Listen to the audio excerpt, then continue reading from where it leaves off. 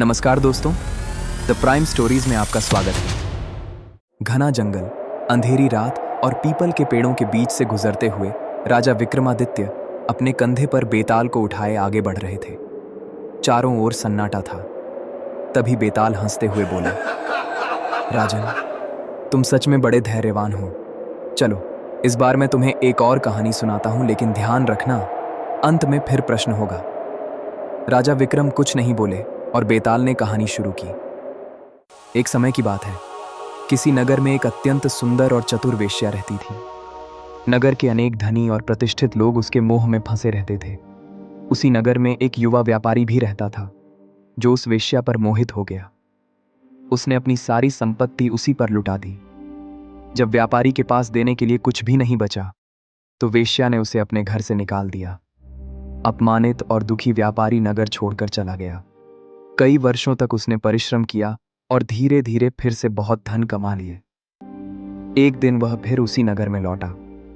नगर में चर्चा फैल गई कि वह व्यापारी अब पहले से भी अधिक धनी हो चुका है।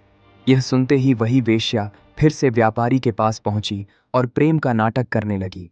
व्यापारी भी उससे प्रेम का दिखावा करने लगा, लेकिन उसके मन में पुराना अपमान अब भी जीवित था। एक दिन व्यापारी ने वेश्या से कहा, मैं तुमसे विवाह करना चाहता हूं, लेकिन उसके लिए मुझे अपने घर जाकर अपने माता पिता की अनुमति लानी होगी। चलो, मेरे साथ चलो। वेश्या उसके साथ चल पड़ी। रास्ते में दोनों एक नदी के किनारे पहुंचे। व्यापारी ने कहा, नदी बहुत गहरी है, मैं पहले पार करता हूं, फिर तुम्हें बुलाता हूं। व्यापारी नदी पार करके दूसरी ओर खड़ा हो गया और वेश्या से बोला, अब तुम आ जाओ। वेश्या ने नदी में उतरते हुए कहा, मुझे तैरना नहीं आता, तुम मुझे उठाकर ले चलो।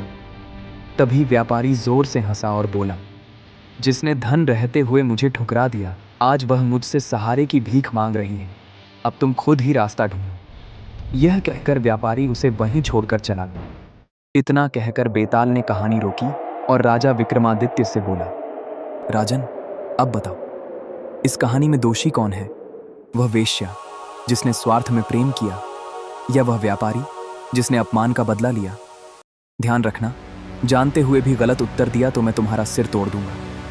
राजा विक्रमादित्य कुछ क्षण मौन रहे, फिर बोले, बेताल, दोषी वह वेश्या थी जिसने प्रेम को केवल धन से तौला, लेकिन व्यापारी भी निर्दोष नहीं है, क्योंकि बदले की भावना से किया गया व्यवहार भी धर्म के विरुद्ध है।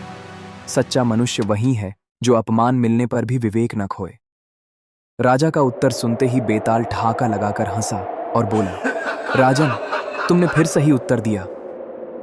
इतना कहते ही बेताल राजा के कंधे से उड़कर फिर उसी पीपल के पेड़ पर जाकर उल्टा लटक गया और राजा विक्रमादित्य एक बार फिर उसे पकड़ने के लिए आगे बढ़ गए।